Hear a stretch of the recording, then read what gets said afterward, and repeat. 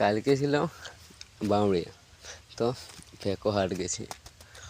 আমরা 2-3 জন বন্ধু মিলে গেছি। তো হাটে মুরগ টুরগ কেনা হইলো, সাঁড়া লাগানো হইলো, বাজারপাতি করা হইলো, একটুকু বন্ধু বান্ধবদের সাথে হালকা পার্টি করা হইলো। তো ঘর আসতে আসতে এখন বিশাল রাত হয়ে গেছে।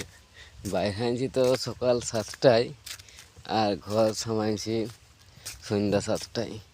তো ঘর আসতে ঘরের লোক মানে বাবা যা গোল করল আর বলারই নাই। মানে মনে মনে প্রচুর রাগ লাগলো যে আমার ভুলটা কোন জায়গায়, যে আমি তো সব কিছুই ঠিকঠাক করলি, মানে বাজারপাতি সবে A to Z করে দিলি, তা আমার ভুলটা কোথায়? আমার ভুল হচ্ছে একটাই, যে আমি সকালে 7টায় বেরিয়েছি আর সন্ধ্যা 7টায় ঘর সামাইছি।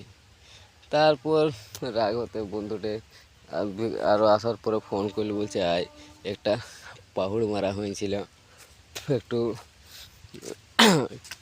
তখন আমি গেলাম তাদের ঘরে, কোন গল্প টল্প করে। সে বলছে এখন ভাত নাই খেলে যাবে না, ভাত খাই যাবি। তখন কী করবো, ওদের ঘরে একটু খাওয়া দাওয়া করে নিয়ে রাত 10:30টার সময় ঘর আসি।